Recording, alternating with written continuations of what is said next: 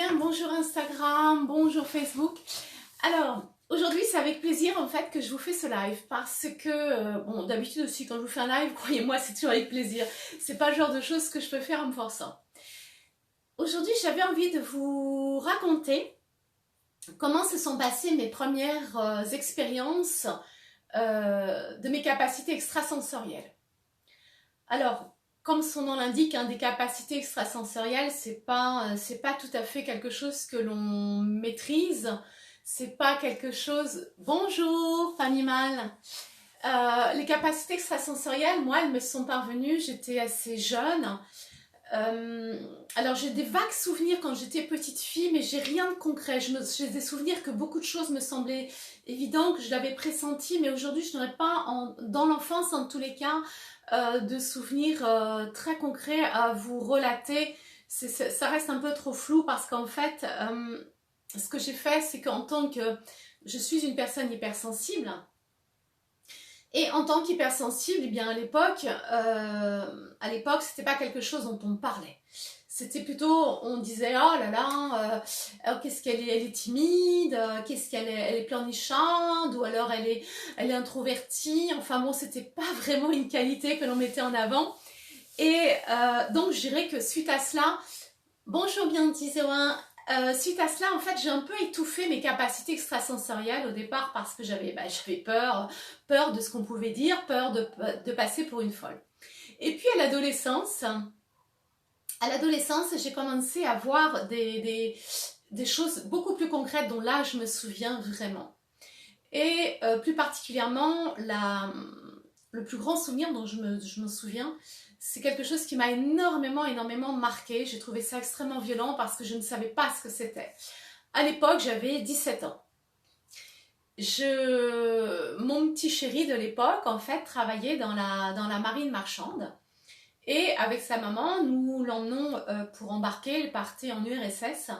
Et donc, le bateau, c'était au Havre, au port du Havre. Nous partons là-bas, tranquillement. Je monte sur le ponton qui mène au bateau. Et au moment où je mets les pieds sur le bateau, je lui dis, écoute, il ne faut pas que tu partes. Il va se passer quelque chose. Le bateau va couler, il ne faut pas que tu partes. Alors, c'est un petit peu compliqué parce que vous vous dites, mais pourquoi je dis ça? Et je lui dis, écoute, je ne sais pas pourquoi je te dis ça, mais en tous les cas, voilà, fais attention, le bateau va couler. Bon, j'avais 17 ans, on avait du mal un petit peu à expliquer ces choses-là à l'époque. Il a embarqué, il est parti. 3 jours après, sa maman a reçu un coup de fil de la compagnie pour dire que, alors tout le monde était sain et sauf, je vous rassure, que le bateau avait coulé en mer du Nord. Ils avaient eu un accident avec un ferry, il y avait un refus de priorité. Hein. Le ferry avait été rentré dans le cargo. Bon, tous les marins étaient sains et saufs, ils sont montés sur le ferry, ils ont été rapatriés en France sans aucun problème. Et ce jour-là, pour moi, c'était quelque chose d'extrêmement fort, d'extrêmement violent, parce que je me suis sentie coupable. Je me suis dit, waouh, si le bateau a coulé, en fait, c'est de ma faute, c'est parce que je l'ai dit, c'est parce que j'ai mis les mots dessus. Et j'ai eu un très très fort sentiment de culpabilité. Donc, suite à cela, qu'est-ce qui s'est passé? Donc, je n'ai plus jamais reparlé de cet incident, hein, ni avec mon petit copain, ni avec qui que ce soit. C'est resté en secret pendant, je dirais, une petite vingtaine d'années. J'ai vraiment étouffé le truc. Et après, vers l'âge, oui, je dirais de 30, vers 33 ans à peu près, il s'est repassé quelque chose. Parce qu'entre deux, je me suis complètement fermée à mes sens. Hein. Et donc, vers 33 ans, j'avais acheté un piano. Vous savez, un piano basique, un piano en bois, droit, parce que je trouvais ça joli. Je ne suis pas musicienne, mais je trouvais ça joli. Et c'était un très vieux piano que j'aimais énormément. Et il rentrait pas chez moi, c'est ballot, hein. J'avais acheté un piano que j'adorais, il rentrait pas chez moi.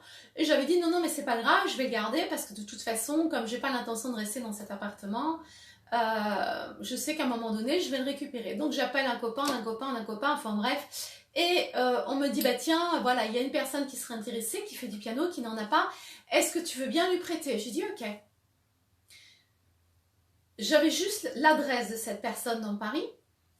Donc j'appelle quelqu'un qui va lui déposer le piano chez cette personne. 1 an passe, 2 ans passent. Je ne m'en suis, à vrai dire, jamais préoccupée parce que voilà, je savais que le piano était là-bas, que cette personne en avait besoin. Moi, ça me rendait service. Voilà, ça ne me posait pas de problème. Et un jour, alors que j'étais en train de faire plein d'autres choses, d'un seul coup, je dis, oh, mince, mon piano. La personne est en train de partir avec mon piano. Je me suis levée, j'ai pris mon sac à main, j'ai pris mon manteau, j'ai pris le métro, je suis allée à l'adresse à laquelle je m'étais jamais rendue auparavant. Et là, j'arrive, et ben figurez-vous que le mec, il était en train de déménager.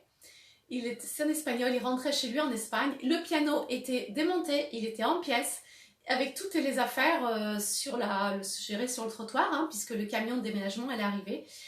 Et le gars était un peu stupéfait de me voir arriver et un peu mal à l'aise, donc il m'a pas posé trop de questions. Donc j'ai pu récupérer mon piano. Voilà, des exemples comme ça, j'en ai eu plusieurs. J'en ai eu un autre. Un matin, je partais au travail et puis dans la voiture, d'un seul coup, je ressens une émotion mais extrêmement forte, avec les larmes qui me coulent et donc je prononce le nom de mon frère et je me dis, oh, il va avoir un accident. Et sur le coup, je me dis, ben non, c'est ton mental, c'est pas possible. Enfin, voilà, c'est un peu difficile au départ, en fait, de savoir si c'est réellement un ressenti ou si c'est le mental. C'est un petit peu compliqué au départ, hein, parce qu'on se prend ça en pleine poire, sans s'y attendre. C'est toujours un peu surprenant. Et donc, je vais donner, à l'époque, j'étais encore coach sportif, je vais donner mes 2 heures de cours. Et ça me travaillait. Je me suis dit, non, quand même, c'est pas possible. Il faut quand même que j'appelle mon frère. Donc, j'appelle mon frère, qui lui vit en Espagne. Et je lui dis, écoute Philippe, tant pis, tu vas peut-être me prendre pour une folle, mais il faut que je te le dise. Ce matin, j'ai eu une sensation, fais attention, je pense que tu risques d'avoir un accident de moto. Et il me dit, bah, écoute Cathy, à quelle heure t'as pensé ça? Je lui dis, il était 9 heures à peu près, 9h moins 5, 9h. Il me dit, écoute, c'est incroyable, c'est l'heure à laquelle j'ai eu mon accident, qui était absolument pas grave, hein, c'était dans Madrid, une voiture un peu bousculé ma moto est tombée, je suis tombée avec, mais rien, il s'est rien passé de grave. Waouh, bon, je me dis ok, tant mieux.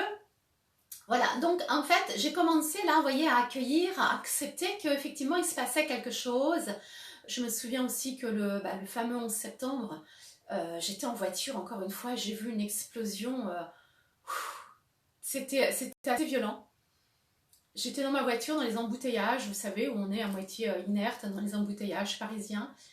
Et j'étais à l'arrêt. Et d'un seul coup, j'ai eu un flash, mais d'une méga explosion. Je me suis dit, waouh, qu'est-ce que c'est? J'ai pas su, très sincèrement, hein, je savais pas où, quand, quoi, comment, je savais pas du tout ce que c'était. Mais ça a été quand même quelque chose d'assez violent. Et quand je suis rentrée à la maison l'après-midi, et j'ai trouvé mon mari debout devant la télé, et qui me dit, mais regarde ce qui s'est passé. Ouais, là j'ai compris. Voilà. Donc en fait, au départ, vous voyez, c'était un petit peu... je dirais un petit peu l'improvisation totale, le non-contrôle de ce ressenti, de ces flashs, de ces mots que je pouvais entendre, parce que ça se traduisait, je pouvais avoir un flash, une vision, je pouvais avoir un ressenti dans le corps, une émotion, je pouvais avoir une image, enfin, ça se traduit par différentes façons. De toute façon, au départ, c'est pas du tout quelque chose que l'on contrôle. Bonjour, point Delphine. C'est pas du tout quelque chose que l'on contrôle, ces capacités extrasensorielles, c'est vraiment quelque chose que l'on accueille, on se dit, bon, ok, c'est comme ça, je l'accueille, c'est bienvenu. Et voilà, à pas porter de jugement, ne pas chercher à comprendre, c'est comme c'est, être simplement là, à l'instant présent, et puis comprendre qu'en fait, non, il n'y a pas de culpabilité à ressentir, il n'y a pas de culpabilité à avoir sur les événements.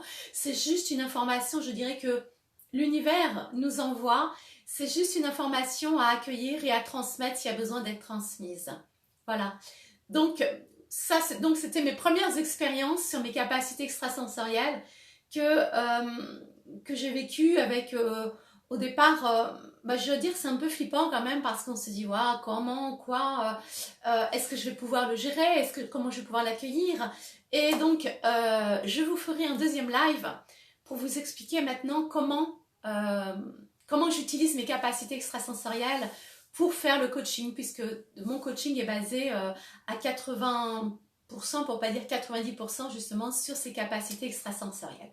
Donc je pense que je vous ferai le live là, cette fin de semaine, jeudi au vendredi, pour vous expliquer tout ça. Si vous avez des questions, écoutez, n'hésitez pas en commentaire à me poser des questions. Et puis, je me ferai un plaisir d'y répondre. Je vais vous souhaiter une très belle journée. Merci Facebook, merci Instagram. Et je vous dis à très bientôt. Bye bye, bonne journée à vous. Ciao.